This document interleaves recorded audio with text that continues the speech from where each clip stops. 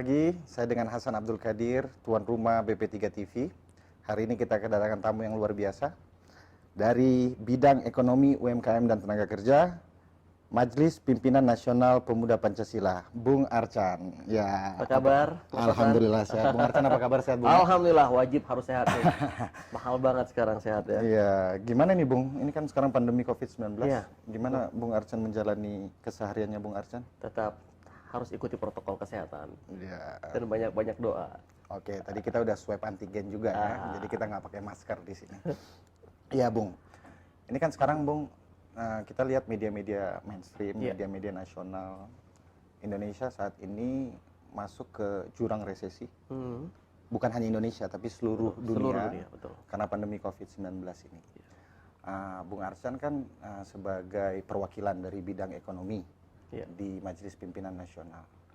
Kalau Bung Archan melihat keadaan saat ini, Bung, kira-kira Bung, kiat-kiat apa Bung yang dari pemuda Pancasila bisa berkontribusi untuk menyehatkan kembali untuk perekonomian Indonesia?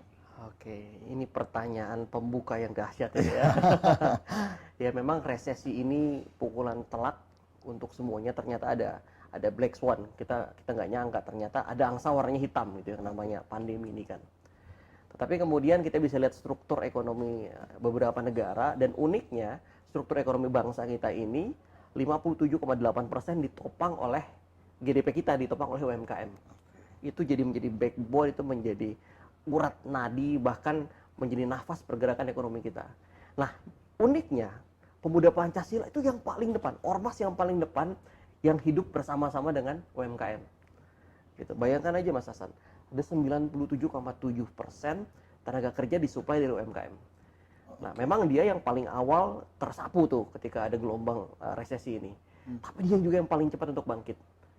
98 kita krisis, yang paling cepat bertumbuh adalah UMKM. Dulu kafe tenda gitu ya. Jadi UMKM ini karena dia masih kecil, agile, cepat dan lincah untuk segera bangkit. Oke, berarti ada program nih Mas ya dari pemuda Pancasila untuk pertumbuhan UMKM di Indonesia ini. Kira-kira programnya kalau bisa dijelasin ke sahabat BP3 TV Mas? Ya, itulah makanya kita melihat fakta di eksternal dan internal kita. Kita melakukan analisa bahwa ternyata ya kita memang terbiasa bersama UMKM. Bahkan pemuda Pancasila ini kalau dibandingkan dengan ormas lain, mohon maaf, siapa sih yang berhubungan langsung dengan pedagang kaki lima? Walaupun secara selama ini distigmakan pungutan dan lain-lain. Tetapi kita jangan lupa bahwa ternyata dari pimpinan pusat pun sudah mengeluarkan edaran ke seluruh Indonesia bahwa pemuda Pancasila tidak boleh lagi melakukan pungutan liar. Nah, peran itu yang mau kita balik, Mas. Tadinya mungkin banyak UMKM yang merasa resah, PP ini cuma bisa tangannya di bawah gitu, mohon maaf ya. Tapi kita bisa jadi game changing. Tangan kita bisa di atas. Kita bisa menjadi pembelanya UMKM. Kita bisa memfasilitator UMKM. Kita bisa membuat UMKM ini jadi naik kelas. Maka kita menamakan Pemuda Pancasila Scale Up Project. Scale Up Project. Scale Up Project. Oke, menarik tadi Mas. Menarik penyampaian Mas Archan yang menyatakan bahwa pemuda Pancasila dari kemarin dalam tanda kutip ya Mas ya, pungutan-pungutan liar dan lain sebagainya. Itu kan butuh perjuangan yang ekstra Mas. Untuk merubah paradigm dari masyarakat di Indonesia ini. Dari organisasi pemuda Pancasila yang dikenal sebagai organisasi preman, ya kan, suka melakukan pungutan-pungutan. Itu dari program Scale Up ini Mas, yang dari bidang ekonomi ini yang bakalan diperdayakan ini apa Mas? Dari anggota pemuda Pancasila sendiri atau masyarakat Indonesia secara luas? Baik, kita memang ada dua sasaran, secara internal sama eksternal. Nah, secara internal kita harus melakukan pendataan dulu. Maka dalam Scale Up Project ini ada 3 langkah yang kita lakukan. Yang pertama adalah inkubasi, ya. Yang kedua kita buat akselerasi, jadi UMKM ini buat percepatan. Baru kemudian tahap ketiganya kolaborasi. Nah, 3 tahap ini kita turunkan menjadi 4 langkah. Ya.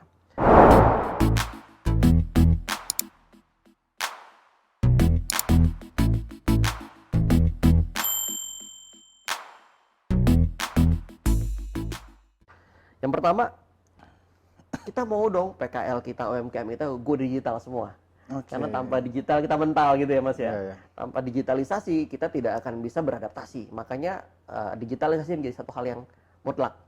Karena bisnis-bisnis sekarang ternyata bukan cuma jual produk, tapi jual data. Gitu.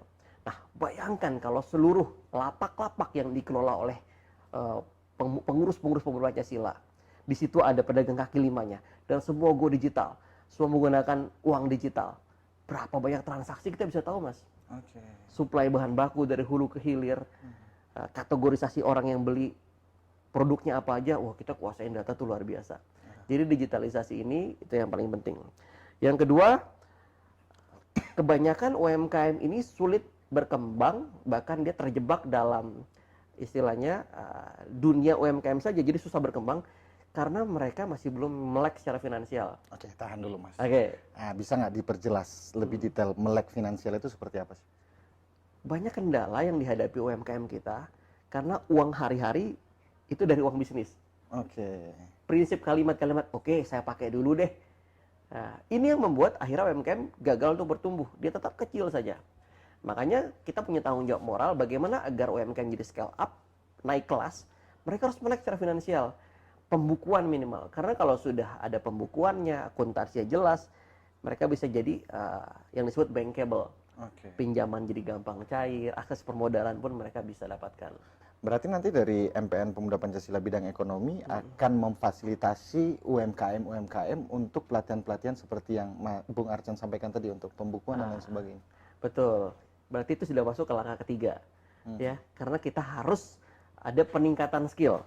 Ya, baik bisnis skill maupun kompetensi mereka dalam manajerial. Nah, itu pelatihan semua. Bisa offline, bisa online. Jadi kita kerjasama dengan lembaga-lembaga coaching, dengan mentor-mentor bisnis yang bisa digerakkan di Sabang sampai Merauke, sehingga nanti ada yang namanya scale up center. Di setiap wilayah itu kita buat scale up center. Nah, UMKM binaan ini bisa diarahkan. Kalau mau ikut pelatihan, misalnya pelatihan tentang keuangan, tentang marketing, tentang bagaimana SDM, itu kita buat kurikulumnya semua. Nah, itu training yang kita fasilitasi. Oke, berarti akan ada semacam TOT lah Mas ya. Betul. Yang akan difasilitasi oleh bidang ekonomi Pemuda Pancasila. Oke, menarik. Selanjutnya Mas, ini kan kita tahu nih Mas ya, kalau dalam teori ekonomi itu, kalau kita berbicara masalah pertumbuhan ekonomi, kita berbicara dua variabel. Variabel yang pertama itu masalah investasi. Betul. Variabel yang kedua belanja rumah tangga. Betul. Nah, harapannya Bung Arcan dengan program ini, yang mana sih duluan, investasi atau belanja rumah tangga sih yang ditingkatkan? Ya, ketika nanti sudah ada peningkatan bisnis skill dan manajerial, sudah masuk ke mereka bankable, baru kan kita bisa melakukan screening tuh.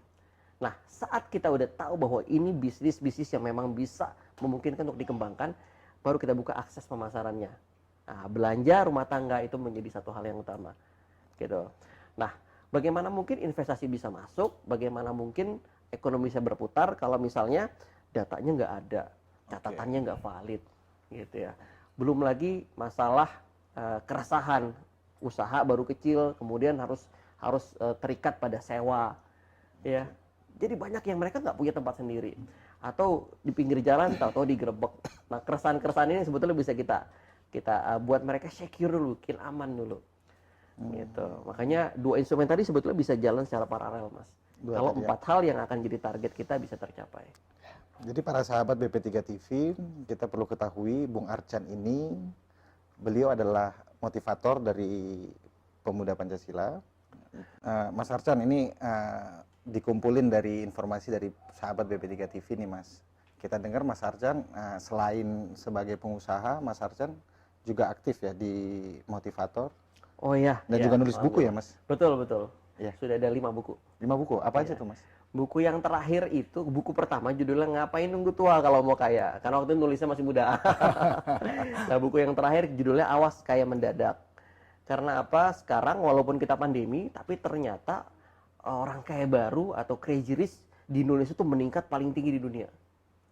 Jadi banyak orang kaya baru. Makanya kita wanti-wanti, awas kayak mendadak itu nggak selalu bagus. Lo kagetan, tahu-tahu besok jadi miskin lagi kan gitu. Makanya perlu disiapkan mentalnya.